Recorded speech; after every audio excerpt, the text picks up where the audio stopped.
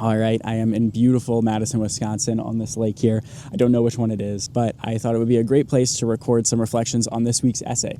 The last month or so, I've totally reframed my idea of time management. In the past, I've been so obsessed with optimizing schedules and to-do lists and just getting things done, and this obsession with sort of controlling everything I do so that I can maximize the outcome. But this week, in the last few months especially, I've been thinking a lot more about time and experiencing it with joy and flow and pleasure versus just this obsession with ticking boxes and moving through minute by minute, hour by hour, week by week. And I've been wanting to talk about it for a while, but one of my favorite podcasts, Art of Accomplishment, released an episode on time scarcity this week, which is this idea of, despite being in one of the most efficient ages of history, we all feel so overwhelmed. And especially as a teacher in a high school, I see that in myself and my students, this never-ending hamster wheel of tasks and things to get done, even when I'm not sure that's always true. And that was a really inspiring podcast for me.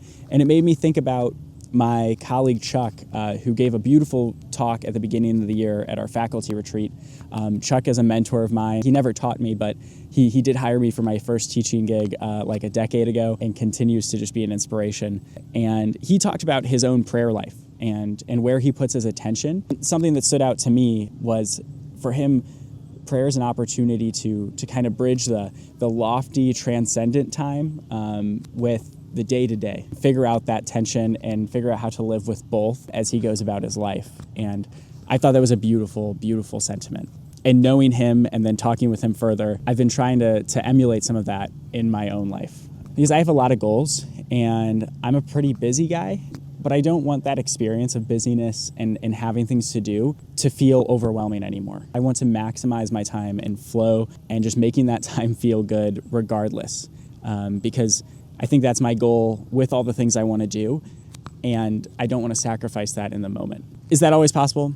I don't really know, but this week I've been thinking a lot about ways to do that more. Funny enough, I've been doing a ton of rhythm practice with my jazz bands, and we've worked a ton on playing with good time. What does it mean to just play the notes right at the right moment, to read notes and rhythms?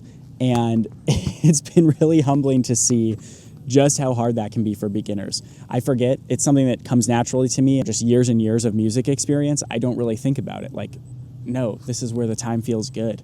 Why would you not play the notes at this moment? But once again, as a teacher, having to explain that and work on it with new students has been a real blessing, because I have to rethink how I know how to do the things that I'm trying to teach them. And that led me to a couple realizations. One, it's hard enough to play with good time. You have to have a lot of skills and just basic context just to read the music and do it correctly in the first place, or even get close.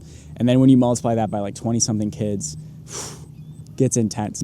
But also, even more interesting to me is, even if we're all playing with decent time, we also have to play with good feel. And for a musician, it's like an obvious thing. You learn it over time, through listening, through context, through rehearsals, through hearing other great players. But when you're just starting out, you don't know how long to hold a note. You just do what it says on the page. And that's not always exactly what's going to feel the best. Maybe you need to lay back a little bit. Maybe you need to play it short. Maybe you need to play it hard. Maybe you need to play it softer. It just depends on the context and what type of music you're performing. And we've done a lot of work on that in my jazz bands, and doing so has really opened my eyes to this idea of, like, it's got to feel good. And the process of drilling that can both be super tedious or super fun and flow and exciting and feels good too. So I know there's a lot of skills that take a lot of time and work to learn, and practice can't always be in this flow state. But I'm really thinking about this idea of feel. I want things to feel good, even if that means just sitting with an uncomfortably long to-do list. But in jazz band, at least, I think the fastest way to do that is to listen to more music. Really just download those rhythms, marinate in it, and learn from the greats to have this understanding of what a good performance really feels like. And then you pair that with all the little skills you've learned, and suddenly you're having way more fun. It builds on itself. You have more fun, it feels better. You have more fun, it feels better, and so on and so forth. My goal for the rest of the year is just to see how much of those more tedious practice sessions I can churn into more feel-good sessions in my classrooms, but also with my goals. And I think, just like in jazz band, one answer is just sitting and listening more, whether that's to myself or that's just taking a breath and doing nothing. These are strategies that like everyone tells you to do. And for the first time, I'm realizing, oh, this is the time management I needed.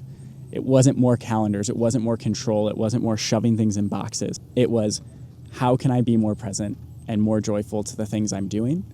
And do I know where I'm trying to go? And just trust I'm going to get there in due time.